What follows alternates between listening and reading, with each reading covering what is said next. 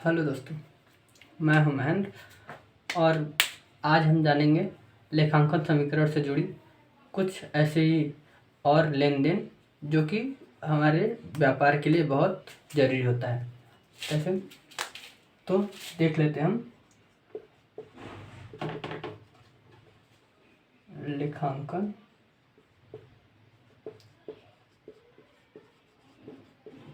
समीकरण लेखांकन समीकरण से जुड़ी कुछ बातें। तो जिसमें पहला है अदत्त व्यय।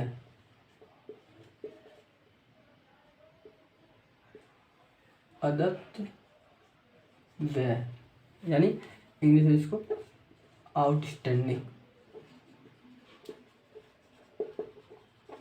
आउटस्टैंडिंग चार्ज एक्सपेंस बोलते हैं।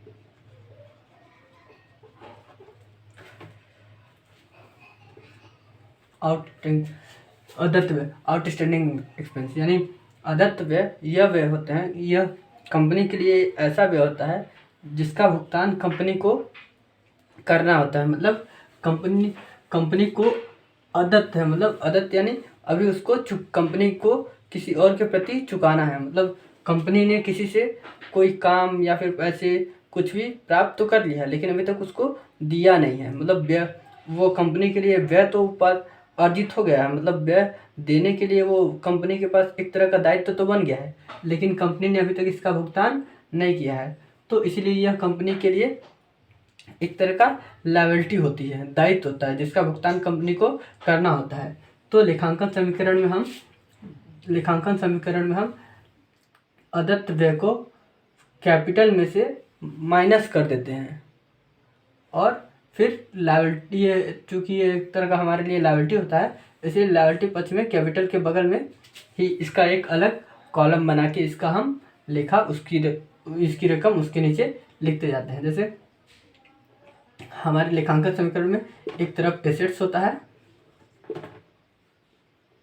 और दूसरी तरफ लायबिलिटीज होती है। तो एसेट साइड में हमारा कैश आ जाता है और भी बहुत सारी संपत्तियां आ जाती है और लायबिलिटी साइड में कैपिटल आता है। तो जो अदत्त व्यय की राशि है उसको हम कैपिटल में से माइनस कर देते हैं और यही कैपिटल के बगल में एक आउटस्टैंडिंग का अलग से कॉलम बना के इसकी रकम यहाँ पे लिखते हैं। यानी यहाँ पे अदत्त व्यय की राशि को यहाँ आउटस्टैंडिंग जो है कैपिटल के बगल में एक अलग कॉलम बना के उसमें उसकी राशि को लिखते हैं और कैपिटल में से उस राशि को माइनस कर देते हैं। तो ये हमारे लिए अदत्त व्यय होता है, ये एक तरह का लायबिलिटी होता है इसलिए हम इसकी राशि घटाते हैं और इसका एक अलग कॉलम बनाते हैं। ऐसे ही दूसरा नंबर है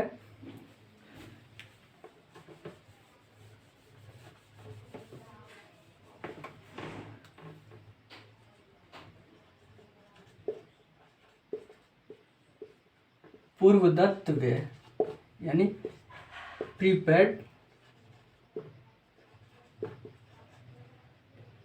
एक्सपेंस। प्रीपेड एक्सपेंस यानी पूर्वदत्त यानी पूर्व यानी पहले, दत्त यानी दिया, मतलब जिनका भुगतान पहले ही कर दिया हो। मतलब कंपनी ने किसी चीज़ का भुगतान पहले ही कर दिया है और उसका लाभ लेना बाकी है। क्योंकि हम कंपनी इसका किसी भी चीज़ का भुगतान पहले कर दी है तो और उसका लाभ लेना बाकी है, इसलिए हमारे लिए संपत्ति होती है क्योंकि कंपनी ने इसका पैसा किसी को पहले दे दिया। जैसे पूर्वदत्त व्यय में आ जाता है इंश्योरेंस, क्योंकि इंश्योरेंस का भुगतान हम पहले कर देते हैं और उसका लाभ हम चालू वित्तीय वर्ष में धीरे धीरे करके लेते रहते हैं।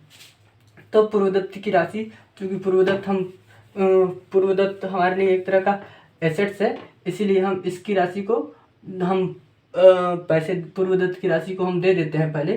तो इसकी राशि जितनी भी होगी उसको कैश में से घटा देते हैं और ये कैश के बगल में इसकी एक अलग से कॉलम बनती है और उसकी राशि यहाँ पे उसके नीचे लिख दी जाती है। मतलब प्रीपेड की एक अलग से कॉलम बनती है कैश के बगल में और उसकी राशि उसके नीचे लिख दी जाती है जितनी भी होती है। क्योंकि ये हमारे लिए संपत्ति होती है, इसलिए इसकी जो कॉलम बनती है वो संपत्ति तरफ लिखी जाती है और कैश में से उस राशि को घटा दिया जाता है, क्योंकि जो कैश है वो हम भुगतान कर देते हैं। जैसे इंश्योरेंस है तो इंश्योरेंस का हम भुगतान कर देंगे तो हमारा कैश जो है वो कम हो जाता है, इसलिए हम कैश में से घटा देते हैं। और ये जो प्रीपेड है वो हमारे लिए संपत्ति मानी जाती है, इसलिए कैश के बगल में अलग से कॉलम बना के उसकी राशि उसमें से घटा दी जाती है।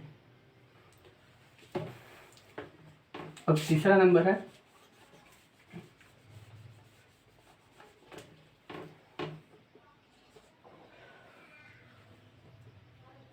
उपार्जित आय, यानी एक्योर्ड